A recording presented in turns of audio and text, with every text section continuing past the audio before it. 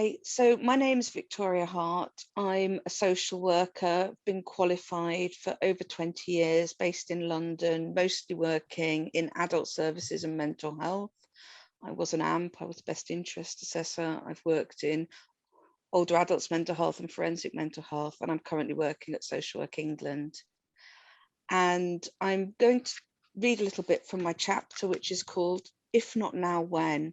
On Jewishness and challenging anti-Semitism. So I never thought twice about my Jewish identity as a child. It was simply who I was. I was raised in a modern Orthodox household. My parents were both active members of our local synagogue, as were my grandparents.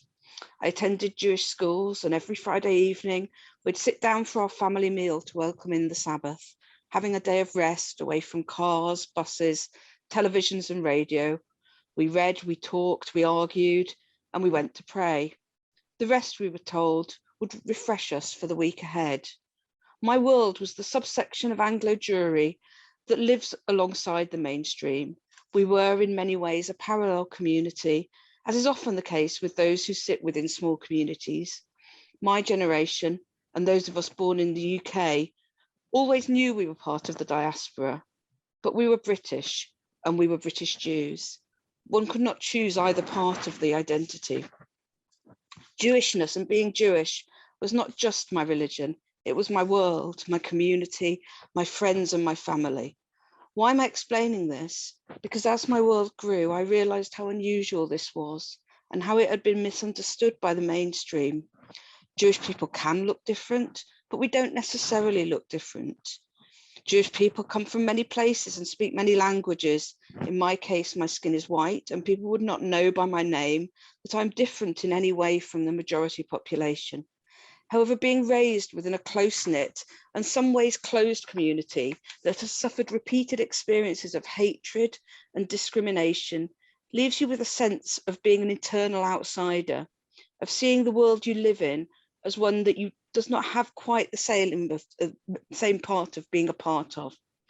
I studied British history at school, making notes mentally as we sailed through the Tudors and the Stuarts, that Jewish people had been expelled during swathes of medieval and early modern times. So it was the history of the place I lived rather than my history. We didn't do Christmas, we had our own distinct festivals. It was the time of year I felt my Jewishness the most, watching the celebrations and joy and feeling oddly disengaged. When I grew up and heard people talking about their Christmas celebrations, despite not being Christian, it confused me. I'd been taught Christmas was for Christians. I didn't really understand the difference between Catholicism and Church of England, but I all knew it was a part of what happened to other people. My feeling of difference is hard to explain, except to those who have experienced it. Maybe it was my grandparents' tale of always being ready to flee, having a packed suitcase in the hall, of how many times over the centuries until times that remained within living memories that people who hated Jewish people tried to destroy us. I heard cautionary tales of how well assimilated the German Jewish communities had been before the Nazis rose to power, as a lesson of the fear of complacency. These were the stories along a theme where the perpetrators might change, but the end result was similar and has been repeated by Jewish parents to Jewish children over decades, centuries, and indeed millennia. And we scoffed, our generation scoffed, it couldn't happen here. And I tried to hold on to this feeling of difference, of not fitting in throughout my 20 or so years in social work. And it shaped some of my attempts to understand racism, discrimination, and xenophobia. I hadn't applied these challenges to my own sense of belonging.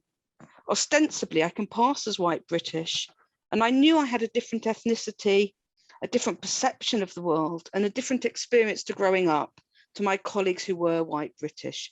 Yet I was reluctant to hold on to the minority ethnic space, although sometimes it felt more appropriate, because there were conversations about looking different and being a visible minority, which I felt was not my place to encroach on.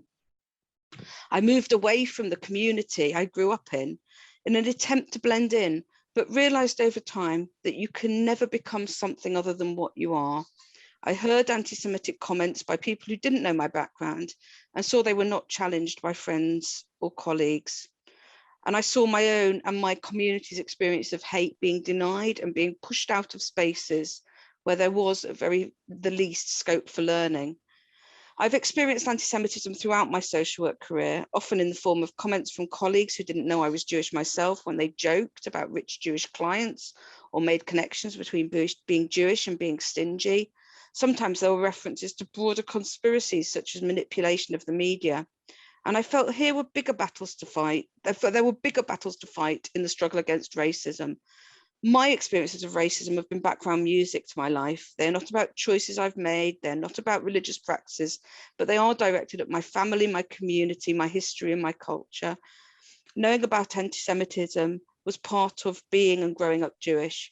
Some people hated Jewish people, often never having met any, but I shrugged it off because there were far bigger battles to fight. And just to close, so those were some of my experiences. What I pushed for and my pledge through this process was to actually not be apologetic about my experiences.